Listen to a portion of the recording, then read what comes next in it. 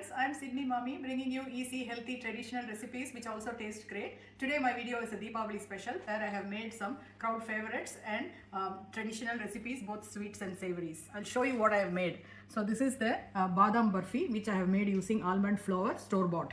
And this is a traditional laddu, Boondi Laddu, which I have made from scratch.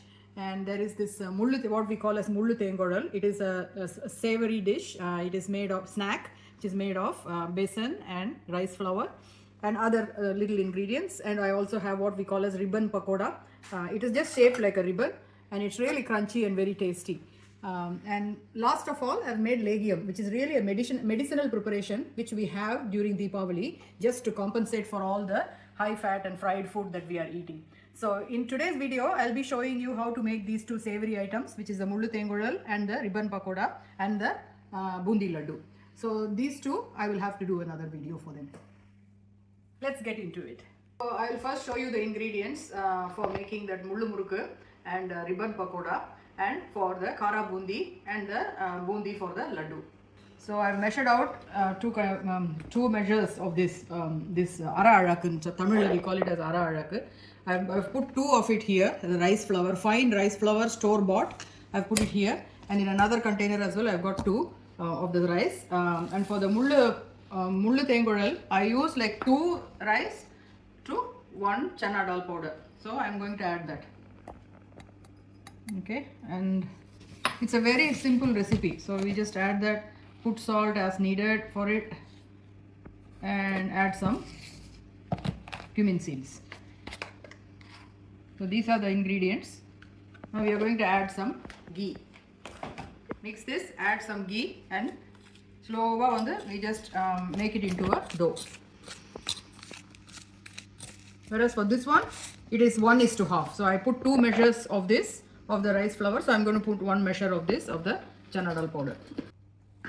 Some people use pottu kadala powder, but I like to use this. This comes out very well. So for the ribbon pakoda, so I've added the basic ingredient. Now I'm going to add some red chili powder. This is up to your taste. How much you want it to be spicy, you can add that much. So I've just added that much. And of course I will also add some of the cumin seeds and the salt that is required.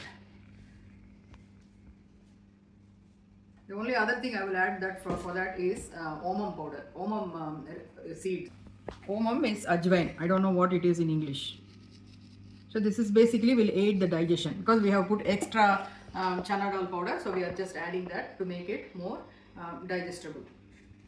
So for the Kara Boondi and the Boondi required for the Laddu, I'm just adding 2 measures of this.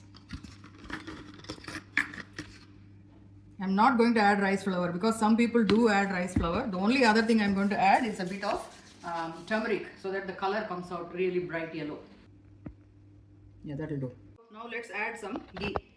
So for the Thenkuzhal, I'm just adding this much. Normally I would add butter, but I don't have butter and we bought a lot of ghee, so I might as well use that. So just adding, this is for the ribbon pakoda and this is for the Mullu Thenkuzhal. So this one doesn't require ghee.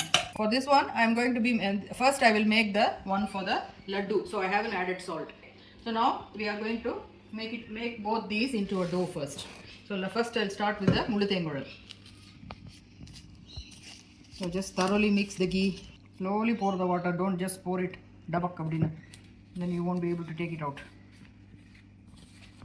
It should be somewhat along the lines of chapati mavu.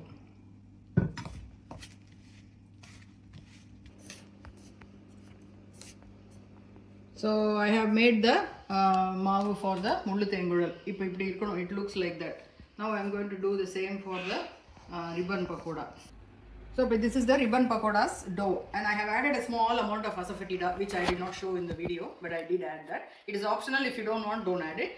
Now what we are going to do is we should have started before even making this dough. We should be heating the oil. So because the more you leave it like that, your end product will be more kind of brownish. But if you go and deep fry it immediately after making the dough, you will get it in a nice light yellow color. So now let's do the Kara Boondis dough. This will be like a batter, okay, because we are going to pour it.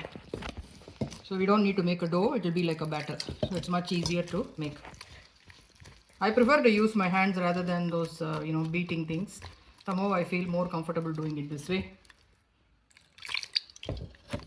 So because we are not going to do it straight away, in a few minutes it will become a bit more thicker. So I'm adding extra water to cover for that. You can always adjust it before we deep fry this. I have got the oil boiling in the stove. This is the mold I'm going to be using. It has got little 3 stars, you can see that. And I've oiled it a little bit so it will fall off quicker and easier. So we just put this, just put like 2 blobs into it. And then this is the one that used for pressing. So now we'll go there.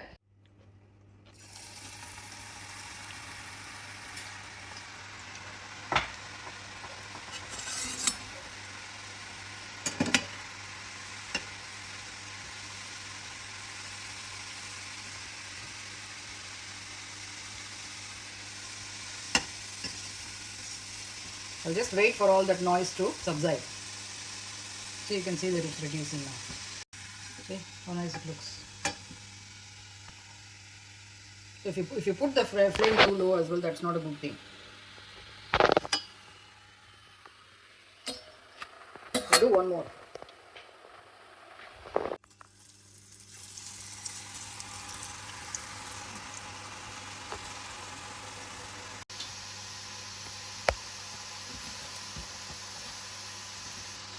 I'm reminded of my first Deepavali after I arrived in Australia.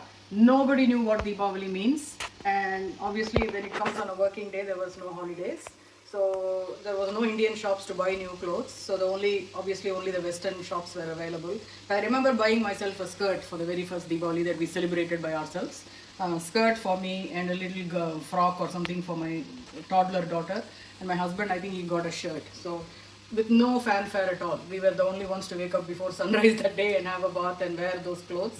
I was also very young. I did not know how to make a lot of stuff. So I did make something like a murku and gulab jamun. That was the only thing I was good at. So I made gulab jamun and this murku. So I remember that. So we have come a long way now in Australia. Now it is being celebrated even in the Harbour Bridge now. So this year I think they are going to have those wings of the opera house in the colors of Deepavali or something. So the heat is, you have to have the optimal heat. You can't have it too hot.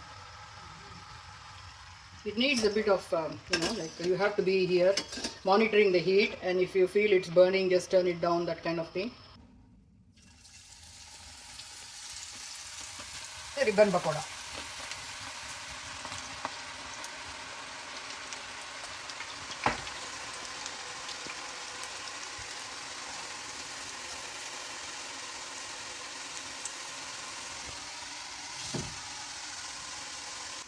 So I don't make a lot of these things, but I don't change the tradition of how we make it and why we make it.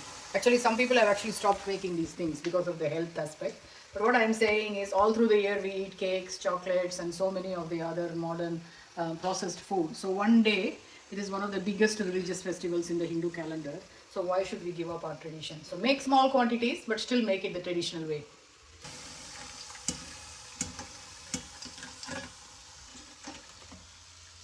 Putting them in there together.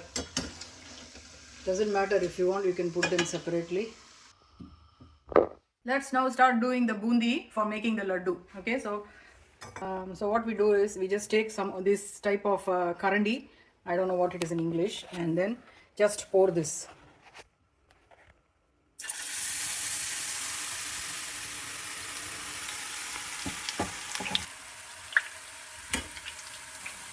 Don't worry if it bunches up like that, we can always fix it when we are making the laddu. So just try to get all of them fried and cooked well.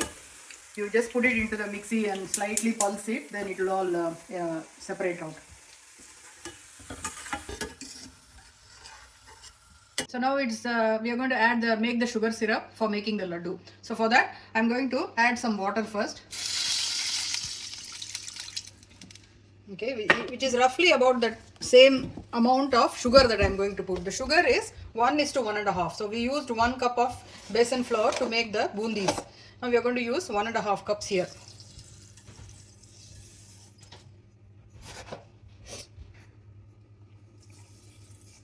Okay, and then I'm adding just enough water because I'm using raw sugar. It needs more water than what you would use for white sugar. This is how the boondis look now. Okay, see how we had lumpy bits when we were frying them. They were all stuck together. Because I fried it very nicely, I'm just using my hand to break them down. So this is how it looks.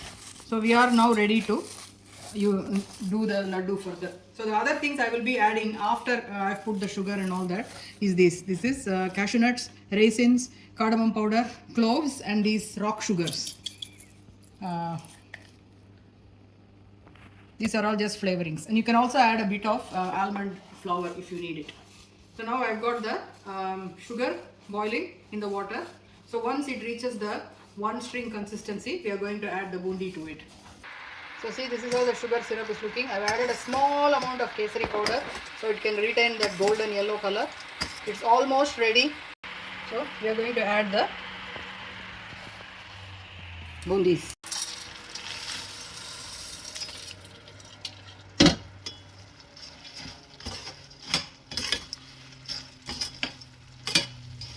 So let the syrup soak on the bundi. So let it go like that.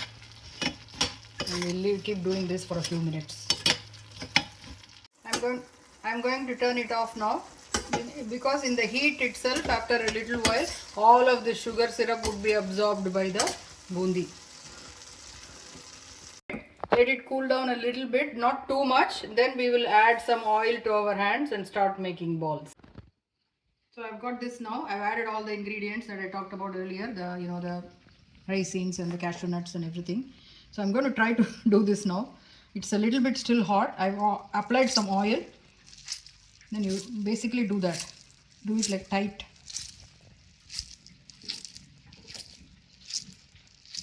Until you get around, huh? Because it just sticks to your hand also a lot.